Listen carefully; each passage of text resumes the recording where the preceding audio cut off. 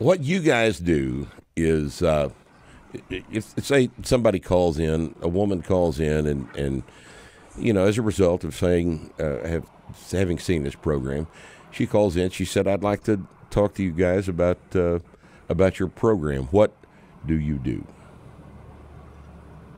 So I do consultations with women all day, every day.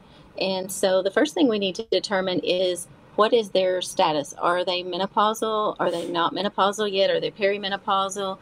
Because the treatment for them is going to vary. And if you give the wrong things without, and we see it all the time, without really making that determination, then you can make the woman much worse. So that's the first thing that we do. And we do that by utilizing blood work and a comprehensive medical history.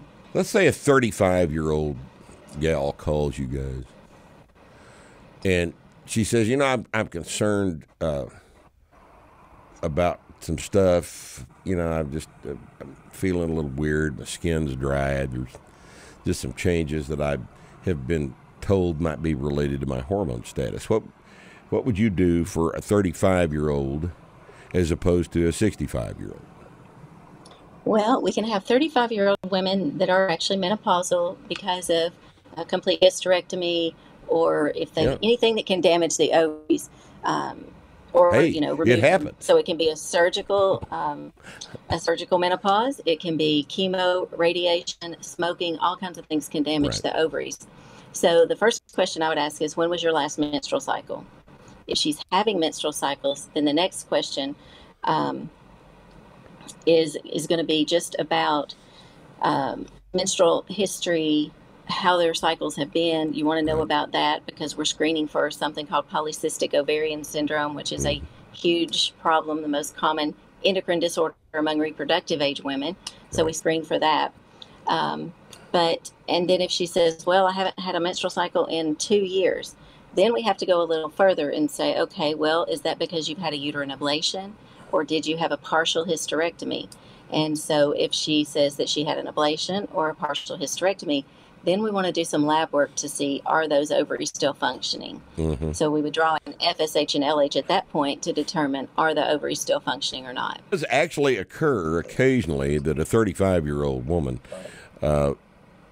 goes into actual biological menopause prematurely, right? Yes. So there could be, that could have happened in the absence of any other pathology, right? Absolutely. Women in their 20s even we have that are menopausal due to surgery or some other medical intervention. Right. But I think what you might be leading into is the 35-year-old that is not menopausal, has not had any of those issues. Right. We get those phone calls day in and day out, so Angie can kind of tell you what she hears and what we hear, because they're just like men. They're so underserved. They don't have anyone to go to. They don't have a good outlet or resource, even, whether it be a forum or online either, but they're no different than men. No sexual desire, no libido, weight gain, fatigue, and the list goes on. I mean, they will tell you, I'm mean.